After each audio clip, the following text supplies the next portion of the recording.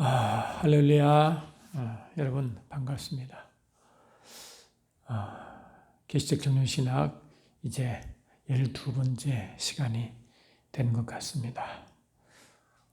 매 시간이 이제 들어가면서 이제 계시적 정륜신학이 무엇인지, 기존의 구속신학이 무엇인지를 서로 비교하면서 이제 천천히 서로 얘기할 때 전번 시간 한 이야기를 이번 시간에 또 일부를 또 서로 오버랩하고 다음에 한 내용은 이번 시간 내용을 같이 또 오버랩을 서로 이렇게 서로 겹쳐서 하는 이유가 뭐냐?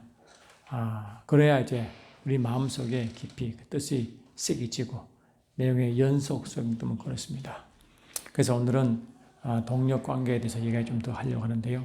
특히 하나님의 주권을 이야기할 때 그 부분을 서로 연결시켜 같이 은혜를 나누기를 원합니다. 아마 이번 주가 끝나고도 다음에는 하나님이 이제 원래 이 경륜이라는 게 구속사적 경륜이 아니라 하나님의 자신을 드러내시고 계시하시고 자신 뜻을 이루어 가시고 그 모든 과정을 하는 하나님의 경영상을 나타내는 것이 원래 그 원래 의미의 경륜이라는 것을 항상 마음에 새기시고 들으면 좋겠습니다. 하여튼 하나님은 성경 말씀 보니까 그냥 우리가 구원을 받았다라는 그게 머물지 아니하시고 아들 되게 했다. 그게 굉장히 강조합니다. 아들 되게 했다. 아들 되게 했다. 할렐루야. 왜 우리를 예수를 믿고 구원을 받으면 아버지라 부르시고 양자되는 영을 주셔서 아들 되게 했느냐, 아버지를 아버지를 부르게 했느냐, 그게 굉장히 강조를 많이 합니다. 우리가 전번 시간에 잠깐 말씀드렸지만 예정 부분을 말할 때도요, 그 아들의 형상을 본받게 되는 그 자체를 예정했다고 하는 것입니다. 이미 말씀을 여러분 들었지만 다시 말씀을 읽어드리면 로마서 8장 29절이 그 말씀이잖아요. 하나님이 미리 아신 자들을 또한 그 아들의 형상을 본받게 하기 위하여 미리 정했으니, 미리 정한 예정은 다른 예정이 아니라 아들 되게 하고 또 아들의 형상을 본받게 하게 하는 그 자체를 예정했다는 것입니다. 그러니까 이 예정이 기존에 있는 구속사관에서의 제3의 예정이 말하는 게 아니라 아들의 형상을 본받게 하기 위한 그 예정인 것입니다. 그게 누굽니까? 교회잖아요. 다시 말하면 이 교회인데 교회를 왜 어떻게 강조하느냐? 하나님의 아들이라는 관점에서 교회를 강조하는 것입니다. 그래서 갈라디아에서도 바울이 그 이야기를 하죠. 갈라디아 4장 7절 보니까 5절 4절부터 보니까 때가 차면 하나님이 그 아들을 보내사 여자에게서 나게 하시고 율법 아래 나게 하신 것은 율법 아래 있는 자들을 속량하시고 우리로 아들의 명분을 얻게 하십니다. 다 아들을 자꾸 말해. 아들의 명분을 얻게 하십니다. 그래서 로마서 8장 28절에서도 29절에서도 아까 읽다가 뒤에 부분을 하지 않았지만 하나님이 미리 아신 자들을 또한 그 아들의 형상을 본받게 하기 위해 미리 정하시고, 미리 아시는 예지고 미리 정하면 예정이죠. 하나님의 아들의 형상을 본받게 하기 위하여 미리 정하셨으니 이는 거로 많은 형제 중에 맏아들 되게 한다. 그 예수님을 맏아들 되게 하시고 first born son, 다시 말하면 첫 번째 태어난 독생 되게 하시고 독생자가 되게 하시고 또 계속 믿는 교회가 그 아들 되게 함으로 같은 형제가 되게 한다. 그러니까 참 신기한 것은요, 여러분 구속상안에서는요 예수와 교회를 형제라는 개념을 별로 강조하지 않아요. 일반적으로 말할 필요가 없는 게 그냥 제3의 목적을 두기 때문에 형제, 예수님과 교회가 형제다, 친구다, 하나님, 신부라는 개념은 가끔 쓰지만 친구와 동료의 개념을 별로 안 써요. 그러나 성경에 중심에서 왜 예정이란 단어를 쓰면서 아들의 형상을 본받게 되는 그것을 왜 예정했느냐? 그렇게 아들의 형상을 본받은 그 자가 뭐라고? 예수님과 한 형제라는 것입니다. 왜 그럴까요? 여러분, 이런 말씀을 성경이 왜 자꾸 형제는 말을 또 히브리서 2장 11절도 여기 했잖아요. 이미 우리가 지난 시간에 했지만 이걸 말씀을 좀 강조를 하셔야 원래 의미하는 법을 깨닫는죠. 그냥 쑥 지나가 버리면 별로 그 의미를 모르고 지나갑니다. 그러나 그것을 좀 이게 강조하면 의대로 하는 거죠. 히브리서 2장 11절을 봐도 말이죠. 거룩하게 하시는 이와 거룩하게 함을 입은 자들이 다 한 근원에서 난지라. 한 근원 누굽니까? 아버지죠. 한 아버지를 낳은 자가 거룩하게 하시는 자와 거룩함을 입은 자가 한 근원 아버지께로 났다. 그러면 거룩하게 하신 이가 예수님이시고 거룩함을 받은 자가 교회 아닙니까, 여러분? 그렇죠. 그러니 예수님과 교회가 한 근원에서 산다. 한 근원이 뭡니까? 한 형제잖아요, 형제. 그래 안 그래요? 응? 응? 그러니까 한 근원에서 난지라. 그러므로 형제라 부르기를 부끄러워하지 아니하시고. 왜 자꾸 형제라고 강조할까? 여러분 이건요, 이게요. 기적 경륜상안에서는 굉장히 중요한 개념이지만 기존에 우리가 익히 알고 있는 구속상안에서는요 별로 안 쓰고 거의 쓰지 않는 단어라고 봅니다. 저는요 이 말씀을 깨닫기 전에는 이런 형제의 의미를 별로 중요시 여기지도 않았지만 쓰지도 않았거든요. 별로 쓰지 않았거든요. 근데 그 말씀 왜 하나님은 아들이라는 단어를 공통분모로 두고 맏아들을 예수라고 그 같은 형제를 같은 동류의 형제를 교회라 했는가를 의미를 알게 되면 성경 말씀이 훨씬 더 깊어지고 아버지 마음을 더 깊이 깨달을 수 있습니다. 할렐루야. 이걸 아셔야 되는 것입니다. 그래 하나님의 아들이라는 것을 굉장히 많은 강조를 합니다. 아들. 여러분 예수님도 원래 말씀이 육신이 되어 오기 전까지는 아버지와 함께 하시는 한 하나님이시고 하나님은 삼위일체 하나님 한 위시잖아요. 태초에 말씀에 계시니라. 말씀에 하나님과 함께 계셨으니 말씀이 곧 하나님이시라. 이 태초는 영원전 시제라고 했죠. 그리고 영원전 이 피조 만물이 생겨지기 전에 그 이전에는 아버지 말씀이신 하나님이신 그런 하나님 아버지 하나님 말씀 하나님 영 이 세 위가 하나가 되어 있는 것을 말씀하고 있잖아요. 그런데 그 한 위 주신 그 말씀 하나님이 이 땅에 오신 네가 육신 있고 이 땅에 오신 네가 말하고 이 땅에 오신 네가 말하고요. 그분이 바로 말하고 예수 임마누엘이라고 분명히 말했잖아요. 할렐루야. 그러니까 하나님 삼위의 하나님이신데 한 위가 육신이고 이 땅에 오실 때 주님은 성경 희한한 말씀을 합니다. 요한복음 10장을 보면요. 이게 도대체 왜 이런 단어를 썼을까? 왜 구속 시간 신학에서는 이 말을요. 그걸 할 필요도 없고 거의 하지 않습니다. 그런데 요한복음 10장에 보세요. 왜 이 말씀을 했을까 하는 것입니다. 그래서 우리가 말씀을 좀 더 깊이 깨달으려면 말씀을 자꾸 우리가 아는 한 신학 한 줄기만 따라서 보지 마시고 그 말씀을 다시 연결해 봐야 말씀을 더 깊이 알게 되잖아요. 말씀 아버지의 의도가 있기 때문이죠. 그래서 히브리서 10장, 요한복음 10장도 이런 말씀이 있습니다. 요한복음 10장을 보니까 무슨 말씀을 또 하고 계십니까? 하니까 10장 33절부터 제가 보니까요. 이랬습니다. 요한복음 10장 33절 유대인들이 대답하되 선한 일로 말미암아 우리가 너를 돌로 치르는 것이 아니라 신성 모도로 임하느니 내가 사람이 되어 자칭 하나님이라 함이로다. 예수께서 이르시되 너희의 율법에 기록된 바와 같이 너희를 신이라 하였노라 하지 아니하였느냐. 성경은 패하지 못하나니 하나님의 말씀을 받은 사람들을 신이라 하였거늘. 아멘. 율법에 기록되어 있거든요. 하였거늘 하물며 하나님께서 거룩하게 하사 세상에 버리신 자가 나는 하나님의 아들이라 하는 것으로 너희가 어찌 신성 모독이라 하느냐. 지금 뭘 말씀하시냐니까 하물며 하나님께서 거룩하게 하사 세상에 버렸다. 이 말이 좀 이상하잖아요. 이거 어쩌면 아마 이게 우리가 이 말씀이 성경에 기록되어 있지 않았다고 하면 어떤 자가 이렇게 말하면 단지 다 이단으로 정죄했을 것입니까? 왜? 삼위일체 하나님이 한 위가 육신이 있고 이 땅에 오셨는데 그분은 그냥 하나님이 이 땅에 오신 거잖아요. 할렐루야. 하나님이 이 땅에 오셨잖아요. 근데 하나님이 이 땅에 오셨을 때 아버지는 아들 그 말씀을 이 땅에 보내셨을 때 어떻게 표현하느냐. 그냥 내 삼위일체 하나님 나와 하나 된 그 하나님이 내가 그걸로 보냈다 하면 될 텐데 왜 굳이 하나님은 하물며 아버지께서 거룩하게 하사 세상에 보냈다 이렇게 했을까?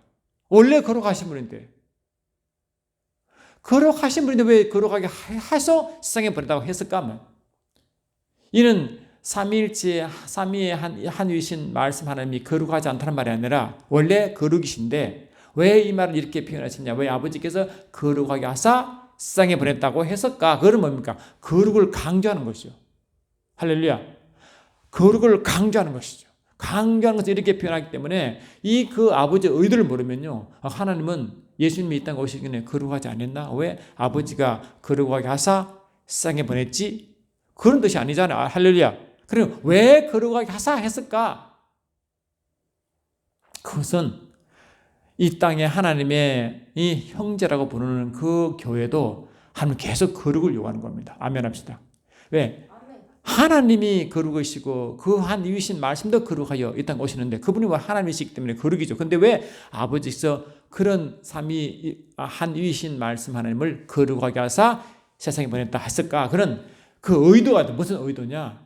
아버지께서 거룩하게 하신 그 거룩을 강조한 것처럼 한 형제라 이끌리는 그 한 형제에 있는 교회도 거룩을 강조하는 것입니다. 이 거룩은 원래 죄인에서 거룩한 의미보다는 원래 하나님의 주님과 한 형제인 그가 항상 거룩 속에 아버지와 하나 되라는 의미가 강력하게 있다는 것입니다. 왜? 하나 되는 것이 거룩의 하나 아닙니까? 할렐루야. 영광의 하나, 거룩의 하나. 왜 그렇게 했을까? 나중에 곧 말씀드리겠지만 바로 동력의 개념이기 때문에 그것을 강조하는 것입니다. 할렐루야.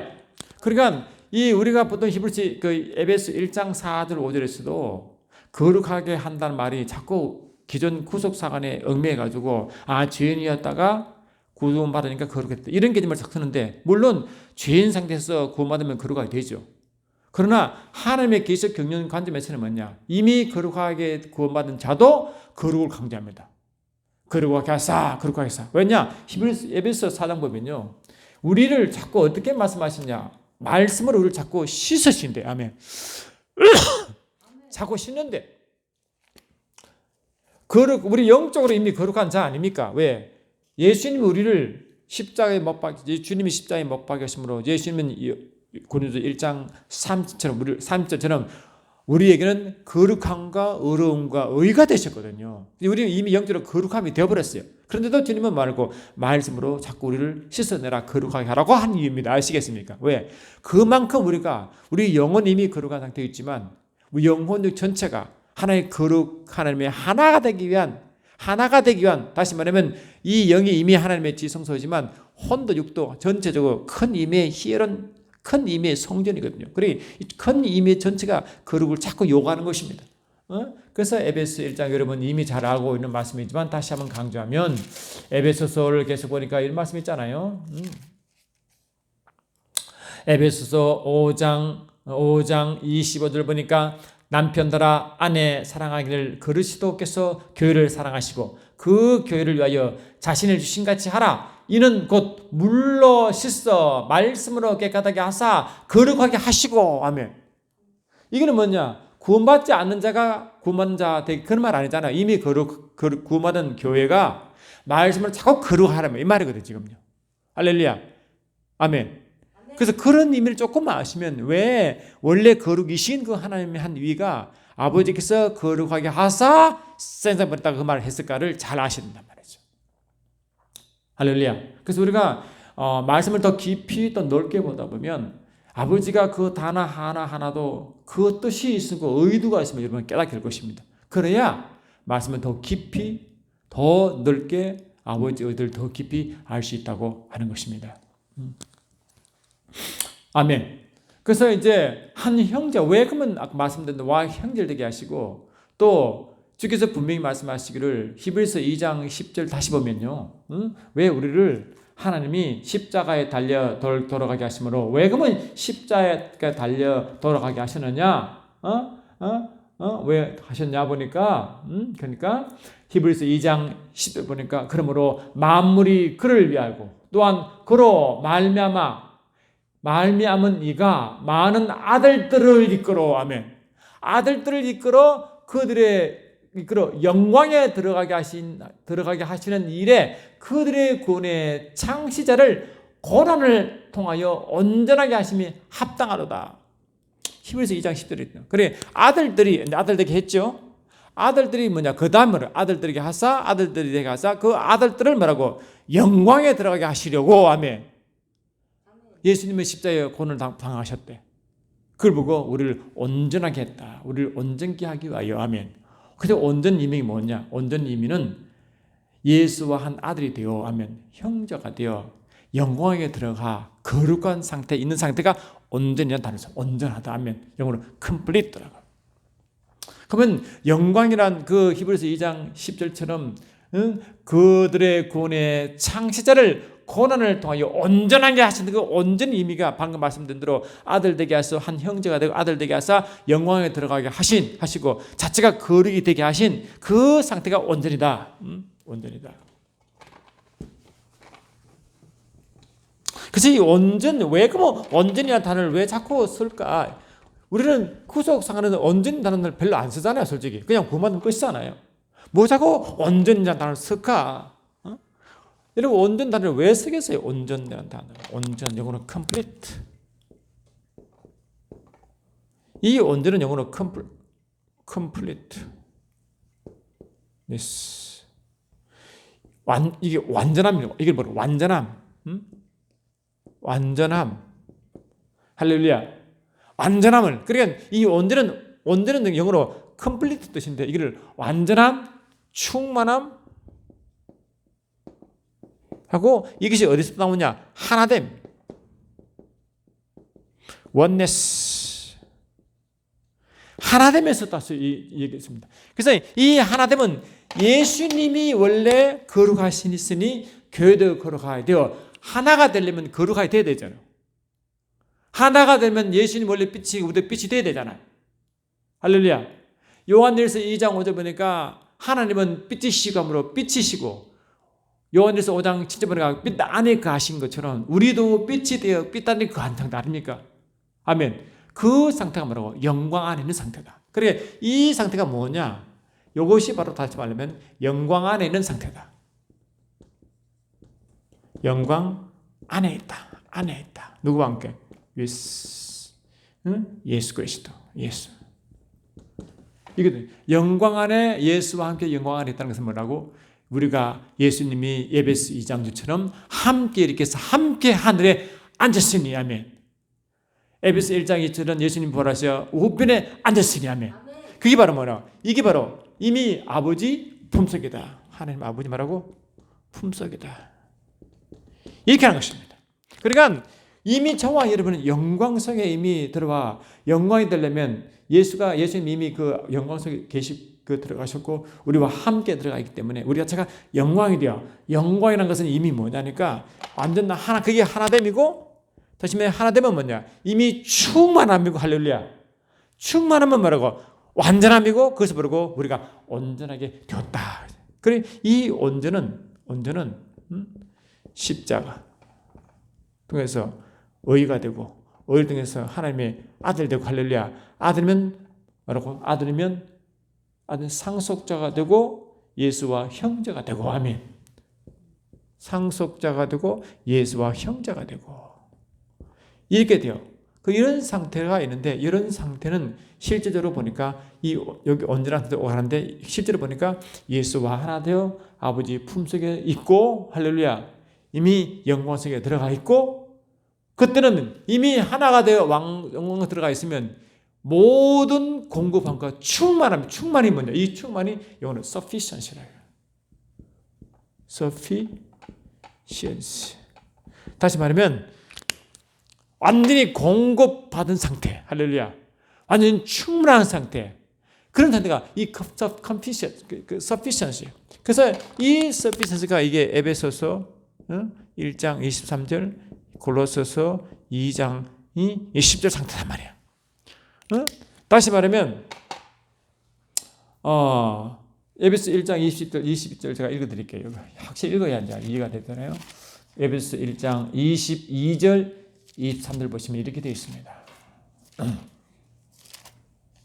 21절부터 보니까 에베소 1장 21절 모든 통치와 권세와 능력과 주권과 이 세상뿐 아니라 오는 세상에 이끌는 모든 이름 위에 뛰어나게 하시고 또 만물을 그 발 아래 복종하게 하시고 그를 만물 위에 교회의 머리로 삼으셨느니라. 다시 말하면 교회의 머리는 예수님인데 이 교회의 머리는 예수님이신데 만물 위에 누가 있느냐? 교회가 있고 교회 위에 예수가 있다는 것입니다. 그리고 예수가 가장 위에 있고 그 밑에 교회가 있고 교회 밑에 만물이. 그리고 이 교회는 뭡니까? 예수님이 만물을 통치하시되 그 통치권을 교회에 줘서 교회가 만물을 통치한다. 있었습니까? 아멘 합시다. 왜? 이미 예수와 교회는 하나가 되어 있거든요. 권세도 예수 권세가 교회 권세로 하나 되어 있거든요. 아멘 합시다. 그리고 그 상태를 뭘 말하느냐? 23절 보니까 교회는 아멘.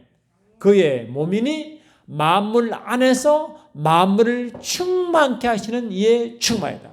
그래 만물 안에서 만물을 충만케 하시는 이가 누구신가? 아버지신데 그 아버지 충만이 교회에 있고 아멘. 그 아버지 충만이 예수에 있고 아멘. 그러니까 이 교회 예수와 교회는 충만한 아버지 충만으로 충만하다는 것입니다.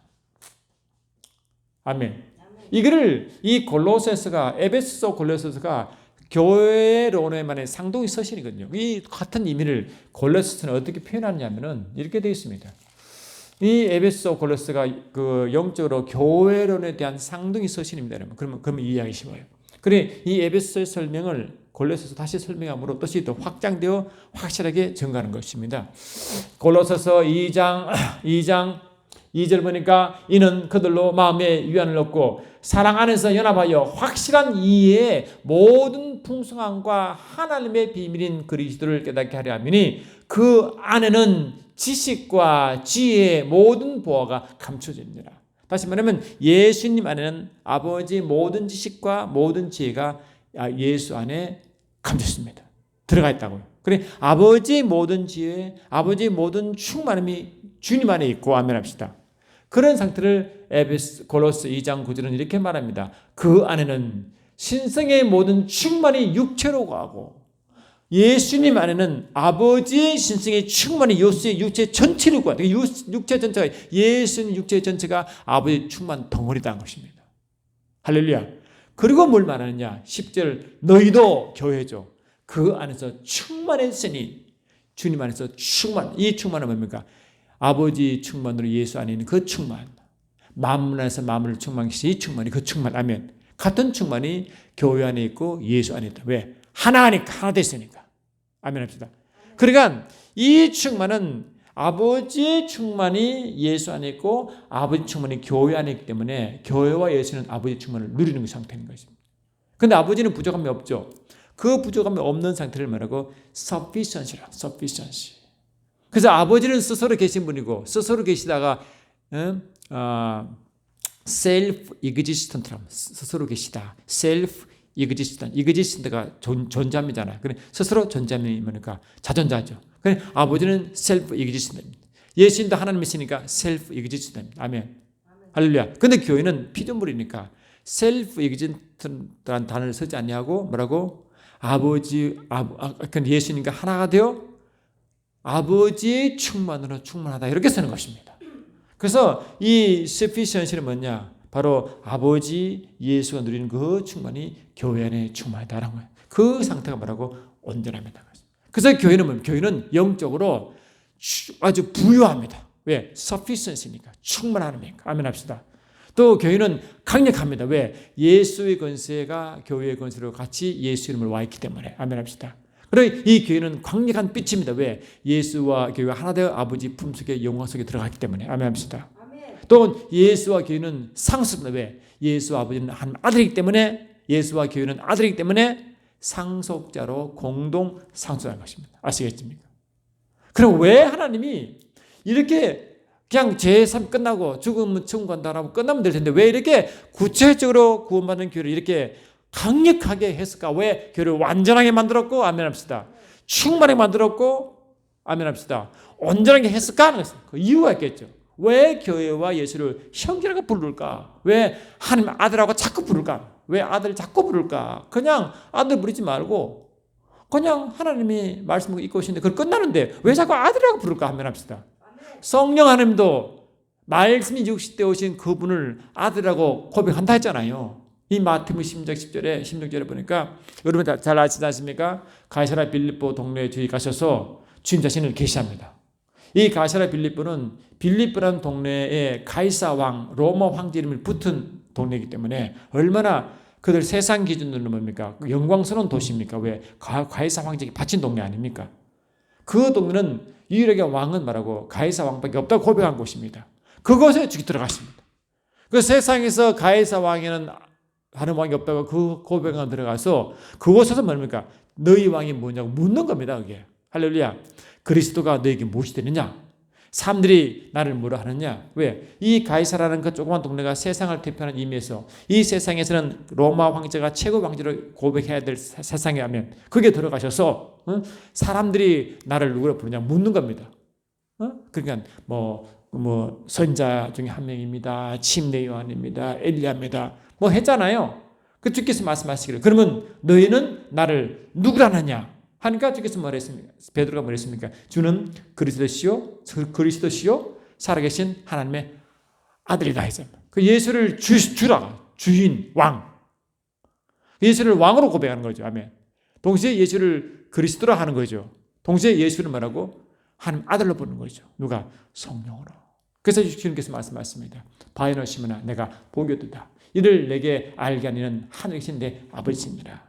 할렐루야. 이는 혈과 육으로 알게 한 것이 아니다. 아는 아버지의 성령으로 그렇게 알게 한 것이다. 그러므로 성령님이 예수를 주인으로 보게 하시고 왕으로 고백하게 하시고 하나님 아들로 고백하게 만들고 뭐라고? 그리스도라고 고백하게 만들잖아요. 그래서 성령이 하신 일. 그 성령이 왜 그러면 예수님을 아들로 자꾸 고백하게 만들까? 할렐루야. 이 세계는 가이사 왕밖에 모르는 곳에 왜 예수를 자꾸 왕으로 신하게 만들까? 하는 것입니다. 할렐루야. 그래 하나님의 아들이라는 개념은요. 그래서 결론적으로 뭘 말씀드리려고 제가 자꾸 이렇게 말씀드리냐니까 그 하나님의 아들 되게 하는 것이 바로 예증이라는 단어를 쓴다는 겁니다. 그러므로 이 예증 단어는 이 구원받지 못한 자가 구원받는 자에 대한 예증이 아니라 하나님의 특별한 의도가 있어서 하나님의 아들 곧 예수를 본받은 그런 무리를 자꾸 아들로 만들어 그를 예증하셨고 그를 온전하게 하셨고 그 온전함 속에는 바로 말하고 바로 이게 상속자 의미가 있다는 것입니다. 그러면 제가 여러분 질문하겠습니다. 왜 하나님이 이렇게 복잡하게 그냥 구원받았다 하면 끝났을 것인데 왜 구원받게 하셔서 아들 되게 하셔서 영광에 들어가게 하셔서 온전하게 만드느냐? 왜 자꾸 이렇게 할까? 그 의도가 뭐라고 생각하십니까? 한번 고민해 보셨습니까? 그냥 은혜라면 기존의 은혜 구속사관에서는 그냥 구원의 은혜 있죠, 당연히. 왜? 영혼이 죽을 수밖에 영혼이 지옥 가게 되어 천국가 됐으니 얼마나 그 은혜가 잃을 수 없는 은혜 아닙니까? 평생 갚아도 못할 은혜 아닙니까? 그런데 성경은 그 은혜보다 더 엄청난 큰 은혜를 말하고 있어요. 그 은혜가 뭐냐? 경륜의 은혜. 하나님 믿음 안에 있는 하나님의 경륜, 믿음 안에 있는 하나님의 경륜. 그리고 은혜를 구속의 은혜 그 이상을 자꾸 말하는 겁니다. 구속의 은혜 그 이상. 그리고 본질적으로 아담이 타락하게 하여 죄인 되기 때문에 죄인에서 의인 되는 그 은혜가 있지만 그거는 창세 이후 일이고 하면 창세 이전에 이미 그 은혜가 존재하는 겁니다. 왜? 예수님이 은혜요. 진리시고 예수님이 영생이시고 할렐루야.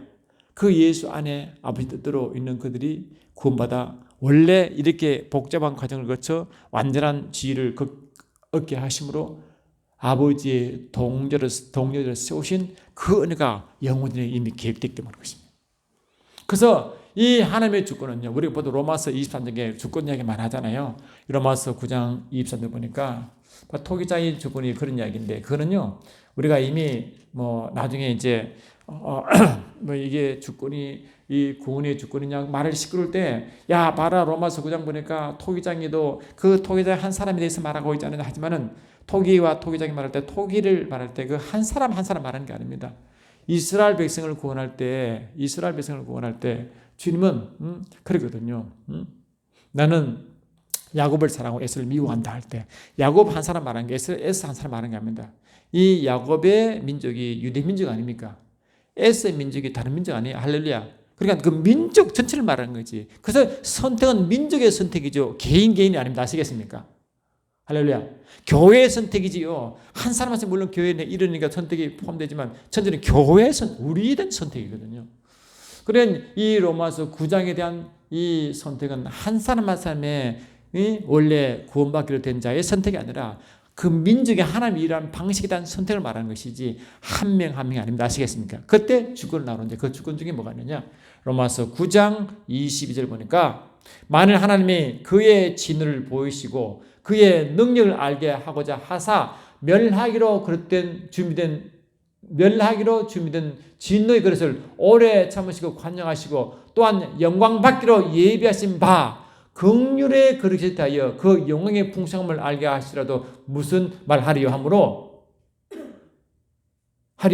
이 그릇은 우리는 곧 유대인 중에 뿐만 아니라 이방 중에 부른 잔이라 하고 우리라고 말하면 딱 복수가 나오잖아요. 그죠?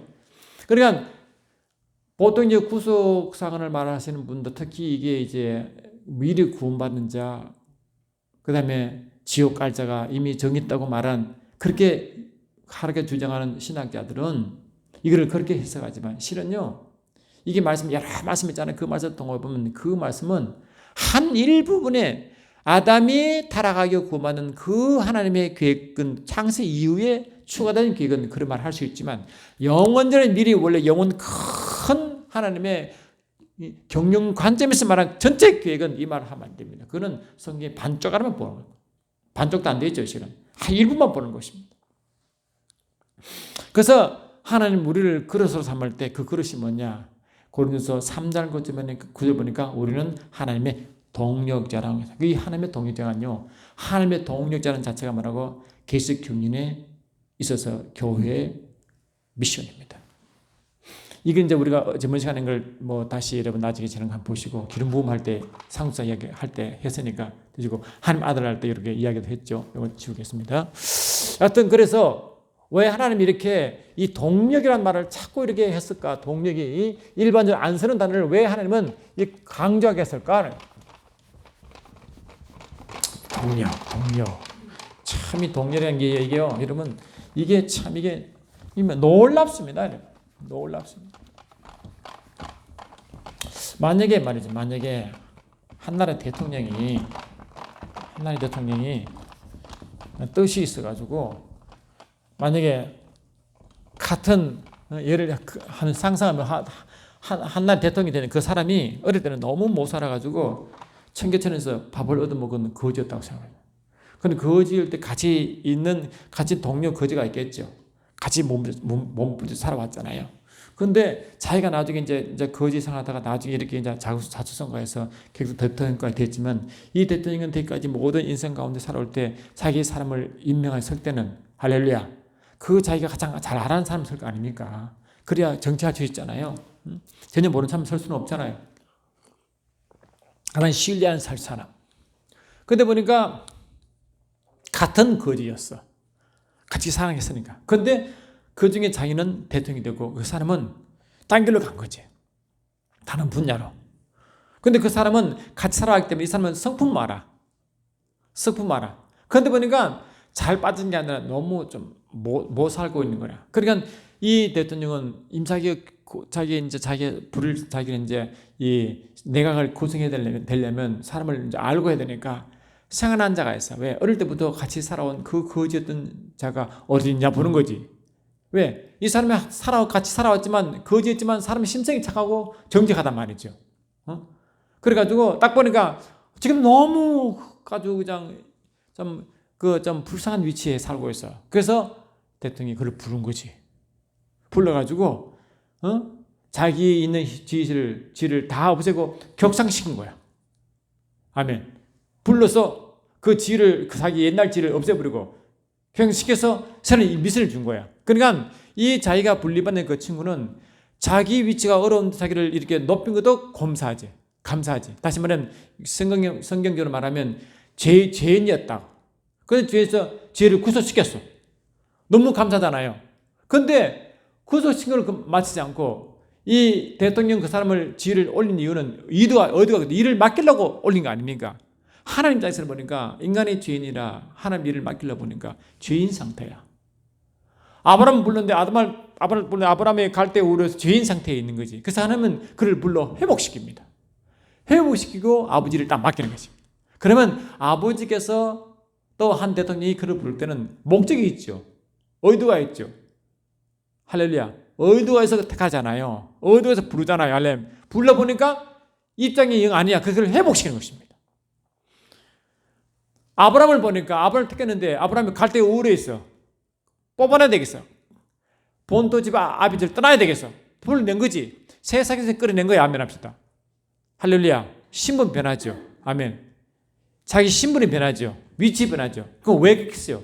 큰 민족을 이루려고 하면 미션을 줬잖아요. 그처럼 하나님을 우리를 부를 때는요, 단순히 지인에서 구원시키는 것이 부르심, 그런 부르심이 아니라 뭘 맡기려고 부르는 겁니다. 사명이죠. 아멘. 직분이죠. 이게 우선인 것입니다. 그래서 구속 시간에서의 은혜는 단순히 제3의 은혜지만 아멘합시다. 계시적 경륜 시간의 신학에서 제가 말씀드리려고자 하는 계시적 경륜 신학에서의 할렐루야 은혜는 할렐루야 이 제3을 넘어 이미 넘어 그 전에 이미 원래 계획하신 그 계획을 맡길 은혜인 것입니다. 그러니까 우리가 죄인 상태에서 보면요, 내가 죽어 지옥 갈 수밖에 없는 죄인인데 나를 제3시키는 것만 엄청난 은혜잖아요. 그런데 아버지는 뭡니까? 왜 구원시켰느냐? 구원시킨 이유가 아버지 목적에서 구원시켰거든요. 할렐루야. 아멘 합시다. 그리고 선택은 그 사람 먼저 선택했고 그 사람 위치를 보니까 주인이가 계획해서 회복시키는 것입니다. 그래서 이사야 43장을 보면 이렇게 말씀했어요. 이사야 43장을 보니까 구원시키고 회복시킨 이유가 뭔가, 우리 제3시킨 이유가 뭔가 보니까 분명히 기록합니다. 이사야 43장 25절 보니까 이 말씀이 있습니다. 이 이사야 43장 25절 나 곧 나는 나를 위하여 내 허물을 돈말하는 자니 내 죄를 기억하지 않으리라. 이스라엘 백성이 얼마나 죄를 지었습니까? 할렐루야. 하나님 버리고 우상을 섬겼다가 바빌론 끌려갔잖아요. 회복시켰죠. 여러분 회복시킬 때 하나님은 에스겔서 20장 9절, 에스겔 30장 39절 보면 뭐냐? 하나님은 자신의 이름을 위해서 회복시켰대. 아멘 합시다. 그래, 그 회복시킨 것은 이스라엘 백성 입장에서 회복되기 너무 좋잖아요. 왜? 회복됐으니까. 근데 회복시킨 것은 이스라엘 백성을 위한 거지만 근본적으로 아버지는 뭡니까? 아버지 자신의 이름을 위해서 회복시켰거든요. 아멘. 이스라엘 백성은 뭡니까? 그 하나님 이스라엘 백성들을 죄를 도말하고 죄를 기억하지 않는 이유가 뭐냐? 나는 나를 위하여 그랬다는 거예요. 그래서 하나님은 이스라엘 백성의 그 많은 수많은 죄를 도말하시고 기억하지 않겠는 이유가 뭐냐? 그들 중심에 보면 그들도 대단한 거지만 그들 자체가 그 죄에서 도말하는 은혜가 있지만 하나님 자신이 뭡니까? 하나님 자신을 위해서 했다는 것입니다. 할렐루야. 그게 뭡니까? 구속신앙과 계속경신앙의 차이인 것입니다. 그럼 이 구원 제3조차도 인간 자체를 위한 게 아니라 아버지 자신을 위한 겁니다. 이게. 다시 볼까요? 에스겔서 20장 보면 이렇게 되어 있어요. 할렐루야. 에스겔서 20장을 보시면 이렇게 되어 있어요. 20장 9절 보니까 에스겔서 20장 9절 그러나 내가 그들이 거주하는 이방인 눈 앞에서 그들에게 나타나 그들을 애굽 땅에서 인도하여 내었나니 아멘. 애굽에서 출애굽시켰죠. 출애굽시킨 이유를 보니까 이스라엘 백성이 바로 왕에게 늘 고통당하고 억압당하니까 너무 고통 가운데 해방시키시니까 이스라엘 백성이 얼마나 고맙습니까? 아멘 합시다. 할렐루야. 어둠에서 빛으로 옮기시니 얼마나 좋아요. 그러니 이스라엘 백성 자신에게도 뭡니까? 너무 좋은 거지. 은혜가 대단하잖아요. 근데 하나님이 그렇게 한 이유가 뭔가 보니까 이스라엘 백성을 물론 이해하겠지만 이스라엘 백성의 측면을 보면 말이죠. 근데 그 크게 하나님 자신을 책에서 보면 뭐냐? 내 이름을 위함이라. 그래서 내 이름을. 근데 하나님 자신의 이름을 위하여 이스라엘 백성을 출애굽시킵니다. 아시겠습니까? 아멘. 우리가 십자가 죽을 수밖에 없는 십자가에서 우리가 죄 사함 받고 죄를 도말시키는 것은 이유가 뭐냐? 인간을 위한 게 있죠. 할렐루야. 주님 오셨죠? 아멘 합시다. 피를 흘렸죠. 근데 근본적으로 아버지 입장에서 뭡니까? 왜 자기 아들 예수 이 땅에 보내신 거냐니까 하나님 자신의 이름을 위해서 한 겁니다. 아시겠죠? 아버지 이름을 위하여 아들 예수가 오셨고 인간의 죄인을 구원시킨 이유도 아버지 이름을 위하여 아멘 합시다. 아시겠죠? 할렐루야. 아버지 영광을 위하여. 그게 바로 주기도문. 주기도문. 이해되시죠? 뭐라고? 그게 주기도문. 좀 더 보면요. 에스겔서 36장을 보니까 여기 돼 있어요. 에스겔 36장 보니까 36장 20절 보니까 19절부터 보니까 그들은 그 행위대로 심판하여 각국에 흩으며 여러 나라에 해쳤더니 그들이 이른바 그 여러 나라에서 내